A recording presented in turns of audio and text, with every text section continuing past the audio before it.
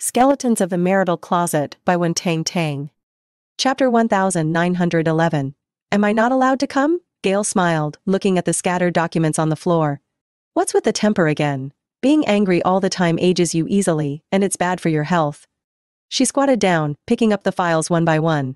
Shawn could not bear to see her doing this. He quickly stepped forward, snatched the files from her hand, and casually placed them on the desk. Why did you come to my office? Shawn was somewhat surprised. Miss me? Yes, I miss you. I think of you all the time. Like a day without seeing you is like 3 autumns apart. Shawn reached out and pulled her into his arms, smelling her scent, his mood slowly calming down. Even if I know you're lying to me, deliberately saying things to make me happy, I'm still genuinely happy. If you miss me, come see me more often, Shawn said. To see you throwing a tantrum? Shawn furrowed his brow. That's because they didn't handle things properly. Gale raised her hand and smoothed out the wrinkles on his forehead. Stop frowning, you're getting wrinkles. Coupled with your silver hair, you really look like an old man. Shawn sighed helplessly. Are you saying I'm old? Who dares? Shawn hugged her tighter.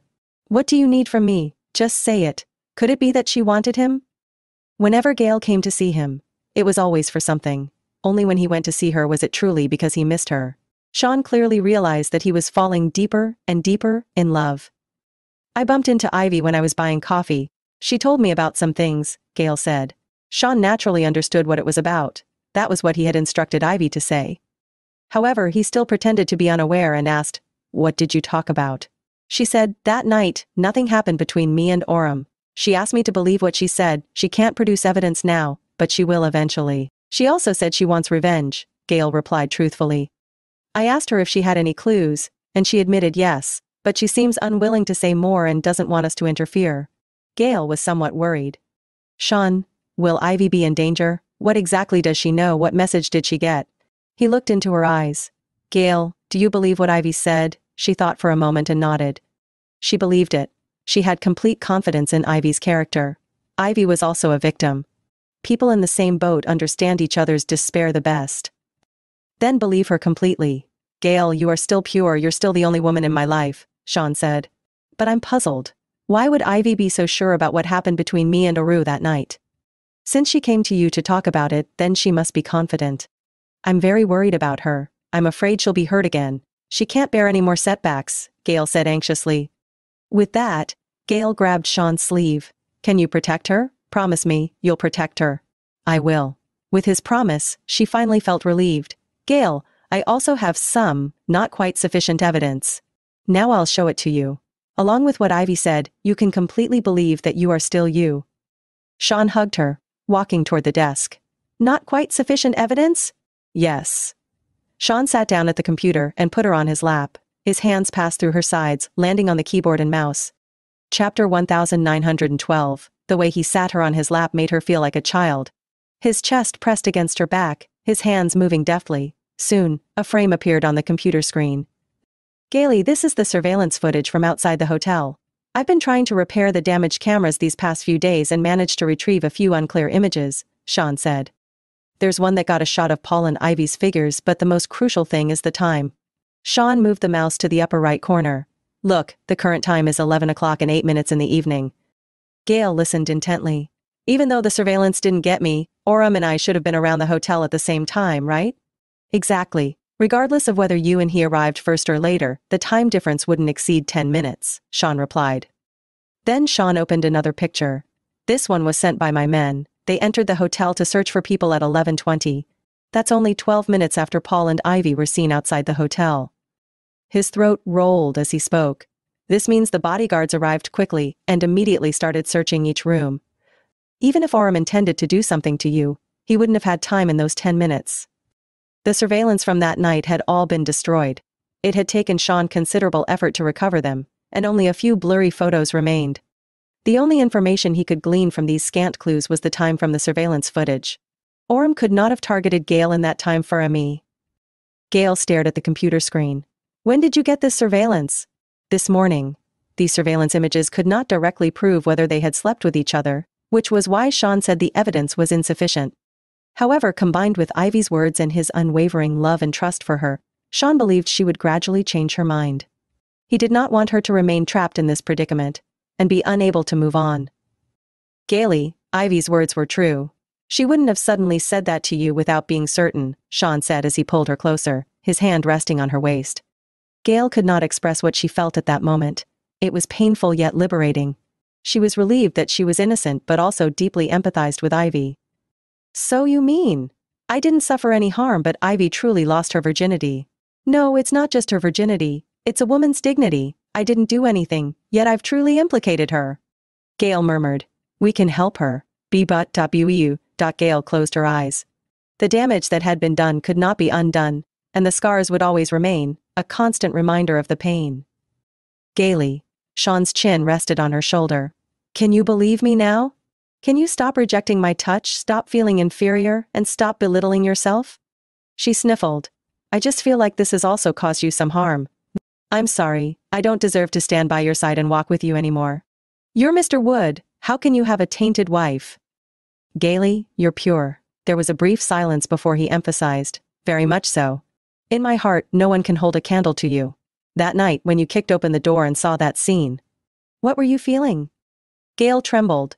With Ivy's confession and this restored surveillance footage, Gale was not so sure anymore. Chapter 1913. Perhaps nothing really happened between her and Orem. Logically, there was no time for anything to happen. If Shawn's bodyguard had arrived just a bit later, then it would have truly happened, with no chance of redemption. Now, all signs were pointing to her innocence. However, Shawn had seen with his own eyes that Nisha, her and Orem lying on the bed, embracing each other, barely clothed. Anger, but more than that, heartache and self-blame. Blaming myself for not protecting you that you were manipulated, Shawn replied. If only I hadn't woken up, I could pretend not to know anything. But if I hadn't woken up, Orem would have died. Let's not mention that night anymore, it's in the past. Gaily, you just need to know you are truly blameless, Shawn said. After he finished speaking, the office fell into silence. Only their breathing could be heard. For a long time Gale softly uttered one word, okay. Shawn felt a huge weight lifted off his shoulders. He finally heard her response. Gaily, please mean what you say. Shawn tightened his arms around her slender waist, holding her close. No more negative thoughts, understood? You're not allowed to have any, got it? Okay, I mean it. Shawn kissed her. She hesitated for a moment, only a second or two of bewilderment, then she lifted her hand to clasp the back of Shawn's neck, responding to him with force. Gale knew he loved her, had always loved her. She loved him too, they loved each other equally. Shawn was content, his hands holding her delicate waist, letting her lean against him. Slowly, both their breaths became heavier. All right, this is the office, not home. Gale still retained a hint of reason. So, can we do it at home? She bit her lip and nodded ever so slightly. Shawn chuckled. Looks like I won't have to be a monk tonight. These days, you have not given up on me or left me. Thank you for your tolerance. Gale leaned close to him. How could I bear to leave you? I'm so afraid of losing you. She smiled at him brightly. Such a smile was worth guarding for a lifetime. Gale nestled into his embrace. I trust you, I trust Ivy, and more importantly, I believe that God won't end our love in this way. Shawn, I love you, very much. She expressed trust while expressing her love. It was rare. Yes, Gaily, nothing can separate us, except death. After a moment's thought, Shawn added, even death can't truly separate us. No matter how much time passes, I will love you forever, and only. Chapter 1914. She nodded. Her hair rustled against the fabric of his shirt. Gale suddenly remembered something. Oh, by the way, should I tell Orem about it? Tell him what? That we didn't do anything wrong. I think he's been troubled these days. A hint of coldness flashed in Shawn's eyes. He quickly regained his composure. How are you going to tell him? Say that Ivy knows some inside information? I definitely can't bring her into this. She trusted me, and only told me. I have to keep it confidential for her. The fewer people who know, the safer she'll be. Gale shook her head. Shawn asked flatly. Isn't Orem always saying he wants to give up everything in Sea City and leave? Why hasn't he taken any action? Do you really want him to leave? He said it himself, why didn't he keep his word? I don't want him to leave, especially now that we both know that nothing happened that night. We can't let him leave, he's also a victim. He deserves to know the truth. Shawn lowered his eyes, his fingers twirling her hair, remaining silent. What's wrong? Gale cupped his face. Are you jealous? I just feel that now isn't the right time to tell Orem. You can't mention what Ivy said to him. And you can't produce any other evidence, so why bother? It's better to. Shawn pursed his lips before replying. Wait a bit longer. Gale sighed, her face full of conflict. What's wrong? Is there something you're hiding from me, something you haven't told me? He raised an eyebrow. She muttered.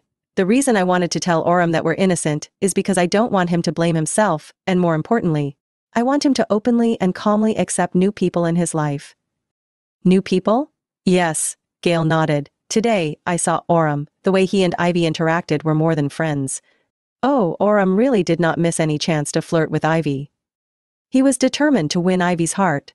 Shawn pretended not to know and asked, did they have any intimate interactions? Not exactly intimate, but anyone with eyes can see that there's something special between these two. It's a feeling that's hard to describe in words. You can only feel it, Gale said. When two people have not defined their relationship status, it could be very ambiguous. Are they friends? Or more than friends? Are they lovers? But not quite. Shawn asked, so, in your opinion, is Orem or Ivy being more proactive? She thought for a moment. For now, Orem is more proactive. Maybe it's because of what happened before. Ivy is holding back, afraid to open up, feeling insecure. Just like I used to be. So, Orem is more active in trying to dispel her concerns and prove himself. Does Orem like Ivy? Listening to the hesitation in Shawn's tone, Gale looked up at him. What's wrong? You think it's impossible? Nothing. He shook his head. I wish them double well. If Orem wanted to win over Ivy, he might be disappointed. Ivy was extremely clear-headed. If Ivy really became Orem's girlfriend, she would have even more opportunities to collect evidence. I have a bad feeling. Gale pressed her hand against her heart. If this was before, seeing Orem and Ivy have feelings for each other would make me happy. But now, the situation is too messy. Don't think about it, let it be. Even if something does happen, I'm here. Shawn pursed his lips. That always made Gale feel at ease. She once again nestled into his embrace, holding onto his neck, rubbing against him like a little cat. Thank you, Mr. Wood, for your tolerance these days. Your Mrs. Wood has returned and won't be insecure or sensitive anymore. Chapter 1915.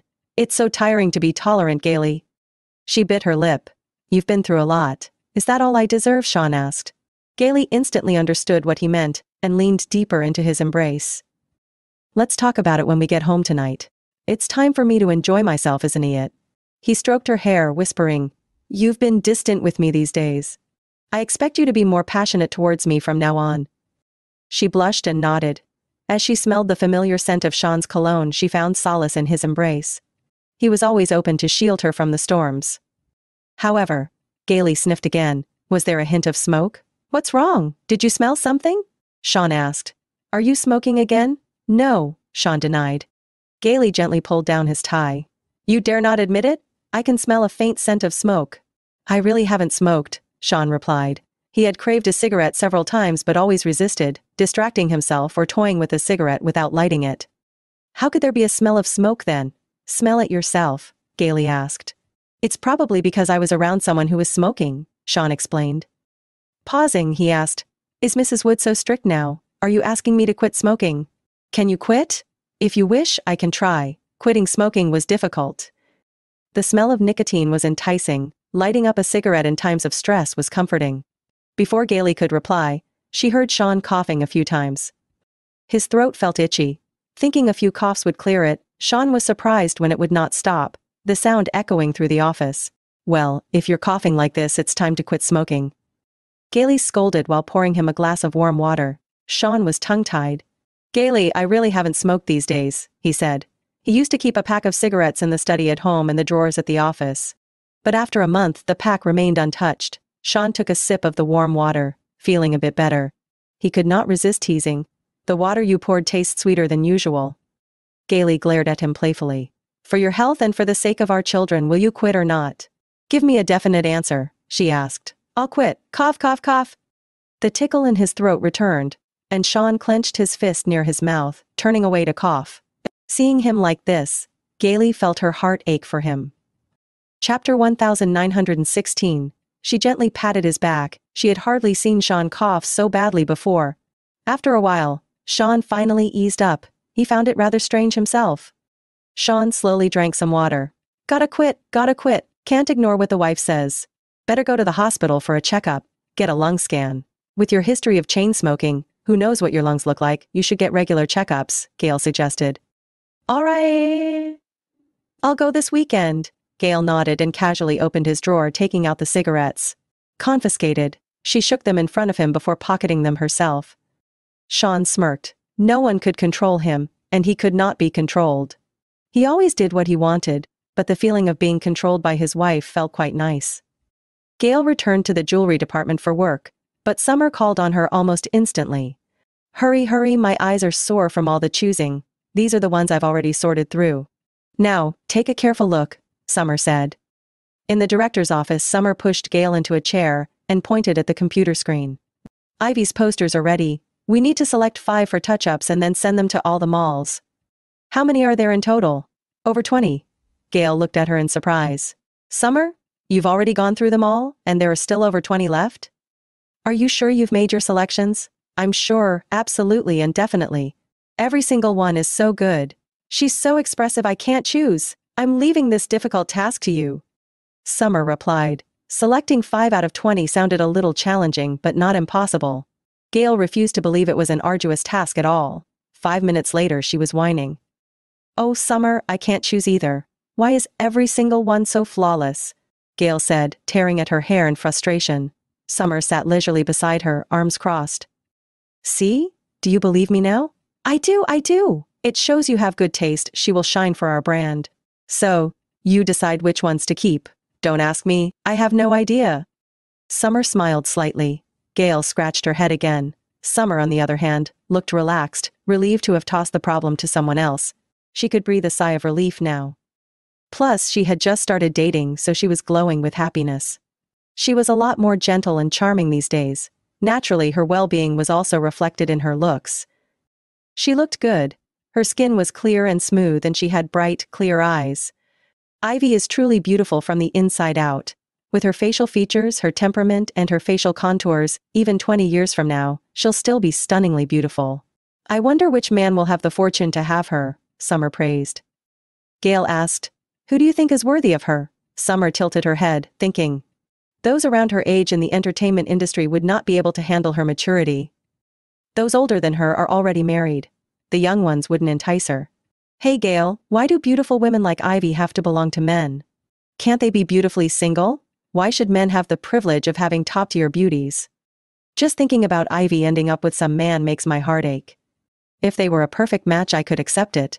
However, if she chooses someone who's not up to her standards I'd be even more upset. Chapter 1917. Gale carefully sifted through the photos, his eyes fixed on the computer screen. What do you think about Orem? Is he a good match for Ivy? Summer almost choked on the water she was sipping. Who are you talking about? She questioned what she had heard. Orem and Ivy? Gale continued to stare at the computer screen, nodding. Yes. Are you kidding me? If you and Joe, who have been frenemies for years, can end up together, why can't Orem and Ivy? Summer widened her eyes in disbelief. Orem likes you. It's always been you. I have 2 children. I forgot to tell you, Ivy is currently preparing to film a movie funded by Orem. She'll be playing the leading lady. The 2 of them meet quite often, Gale remarked, glancing at her. Summer was surprised again. Really? How come I haven't seen this in the news? There will be a press release on the day of the official start of filming. Summer suddenly went silent. Only the sound of Gale's mouse could be heard.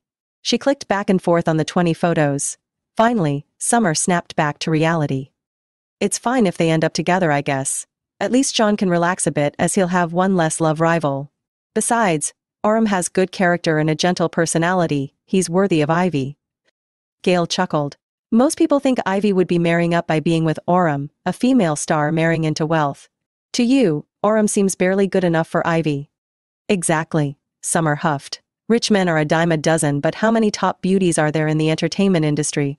Just a handful. Do you really think Ivy is marrying up? Gale replied, no, Ivy would fit well with anyone. It's Orem who has the vision and opportunity. He can leverage this excuse of filming to get to know her. True. I'll introduce you to Ivy sometime. She's even more beautiful in person, Gale said. At that moment the office door suddenly opened. Joe walked in. Who's beautiful? Who are you discussing? Summer answered. Ivy, the spokesperson for Levito. She is beautiful, but in my heart, you're the most beautiful, Joe said. Then his tone changed. Summer's face flushed. With others present he was still so unabashedly forthright, how embarrassing. Besides, could she even compare to Ivy? she was very self-aware. Tisk, tisk, Gale poked his head out from behind the computer. Joe, that's a bit too much. Beauty is in the eye of the beholder. You won't understand, but Shawn will. With that, he shut down any further teasing from Gale. Gale pursed her lips. Indeed, if you were to ask Shawn now, whether she or Ivy was prettier, his answer would surely be her. Joe walked up to Summer, noticing the water stains at the corner of her mouth and her clothes. Chapter 1918. What's going on? How did water manage to get everywhere? Joe asked, pulling out a tissue.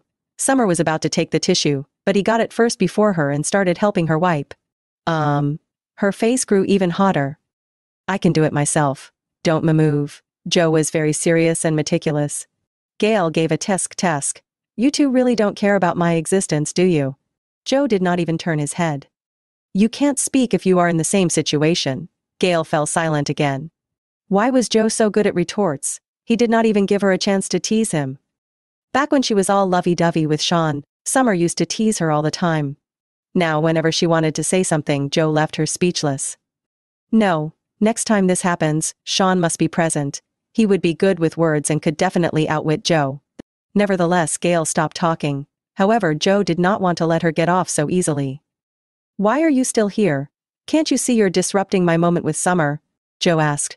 Gale was speechless. She's picking out photos. I dragged her here, Summer hastily interjected. You still haven't chosen? It's such a simple matter that it only takes a few minutes. Gale stood up abruptly. Here, take the seat then, you choose. Our President Winter has a discerning eye and unique taste, so it's you who can handle this. Fine. Joe did not say another word, just sat down at the computer. Pick 5, Gale reminded. They watched as Joe clicked the mouse swiftly, selecting 5 photos in a flash. Okay, done. Are you sure you looked carefully? I went through them once. Once is enough? Joe shrugged. Isn't it? Gale looked at Summer. You tell me, did your boyfriend choose carefully enough? Cough. Well. Summer slapped Joe's shoulder heavily. Be serious. Did men and women look at things differently? How can men resolve their dilemma so quickly? I was serious. Joe looked innocent. What's wrong with these 5? What's unsatisfactory? Gale and Summer exchanged glances, at a loss for words. Each one was flawless. Joe continued, if you feel it's a waste to leave the remaining dozen or so photos unused, we could actually make them into a photo book. Both of them exclaimed, a photo book? Yes. Joe leaned back in his chair. These 5 photos can be used for posters and packaging for Levito. The remaining dozen or so can be put into a photo book and given away for free. As long as customers purchase jewelry, regardless of the price, they can receive an exclusive photo book. This way, the photos would also drive sales. Ivy's fans have strong purchasing power. Maybe they don't want to buy jewelry right now, but they might reconsider just to get this photo book. Chapter 1919. To drive even more sales, we can get creative and limit the quantity of the books, Joe suggested. Everyone will have seen the photos, we'll sell out the jewelry, everyone's happy, it's a win-win situation. Joe clapped his hands. Isn't this great? Do you have any other opinions or questions? Gale shook her head first. I can't believe it, Joe. Your business acumen is incredible. No wonder you're the vice president of the Wood Group. She said. Joe smiled. Nothing special, really. Your man, Mr. Wood, is the real business genius. There's no need to bother him for such trivial matters. Even Summer could not help but praise. It's so logical, so creative. Why didn't we think of that? Let's get started then. Any hesitations? Joe asked. No hesitation. Thanks, Joe. I'll get on it right away. Gale had not expected such a thorny issue to be resolved so easily. For her and Summer, each of the 20-plus photos was precious, and they could not bear to part with any. But now, they do not need to worry at all. Joe nodded. You're welcome, you're my boss after all. Just as Gale was thinking about Joe's campaign, she remained lost in thought. She had not expected Joe to reach out and wave his hand in front of her eyes. Boss, what's with daydreaming? What's wrong? She asked. Joe glanced at her, then at the door. Huh? Gale still did not understand what he meant. Are you sure you want to continue standing here? Do you want to be our third wheel? Joe said. It finally dawned on Gale. I'll leave right away. She had not expected that she would be a third wheel one day. As she reached the door before leaving, Gale turned back and said, Take it easy. This is still the company, watch your behavior. Then, she closed the door. Summer was already embarrassed. Joe, didn't you feel like Gale's words just now were somewhat familiar? Yeah. Isn't that what I used to tell her and Mr. Wood often?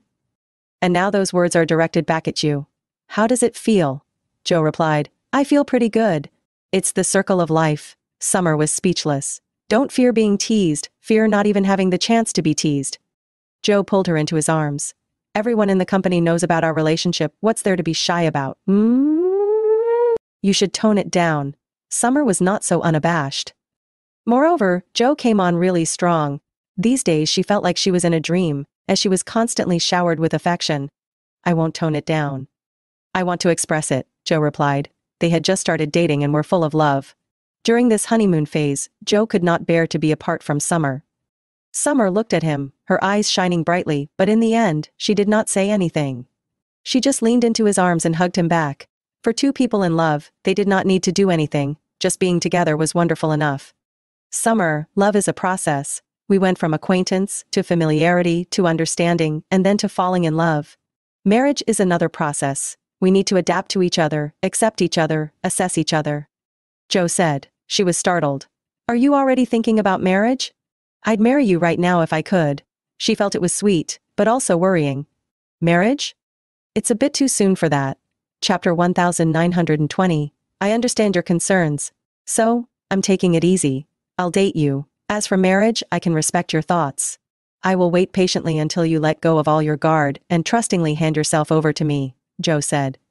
If Joe had his way, they could go and register their marriage immediately. They would think about the wedding later. However, he knew Summer would be scared. He could only prove himself over time, that he was worthy of her future and trust. When the time was right, he would propose to her. At that moment, when Summer agrees to him, she would say yes to a lifetime. Men would always be so sweet during the honeymoon phase, especially someone like you who always has honey on your lips, Summer muttered. Want a taste? Summer pinched him. Be serious. Joe tightened his embrace around her, smiling. It's just the two of us here, being serious is boring. He kissed her temple. Summer, I can wait. You don't have to feel pressured. When we're married, I'll be a good husband, and in the future, a good father too. Whoa, you're talking about marriage and kids. You're really planning ahead, Summer remarked. Joe earnestly replied, I've planned out how we'll spend our whole lives together. Are you trying to catch up with Shawn and Gale because their kids can already go out shopping? With our current situation, if we want to compete with them, we need at least 3 kids. He boldly declared, Then it'll be 3 kids. You'd obviously agree you're not the one giving birth. True, giving birth is so tiring and painful. Joe pondered. Forget it, we don't need them, as long as I have you. Summer chuckled. Just now you were saying 3, now you don't want any. It's up to you. I'll listen to you. Summer huffed a couple of times, preparing to push him away, but he held her tighter, pressing his lips against hers. Lovers wanted to be around each other all the time. Autumn passed, and winter arrived. The film Glorious Life was scheduled to start filming tomorrow morning. There would be a press conference to announce this. Aurum sent an invitation to Gale. The opening ceremony is about to start. If you have time, feel free to come. Gale did not want to go. She did not want to see Aurum. She did not have much to do with this movie, the only connection being that Ivy was the leading actress. She especially did not want to see Paul. Gale was contemplating what excuse to give to decline when Ivy's call came.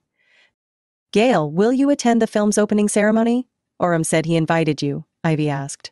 I might not have the time. There was a hint of disappointment in Ivy's tone. I see. It's okay, you do your thing. Hearing her say that, Gale softened a bit. She seemed to really want her to come.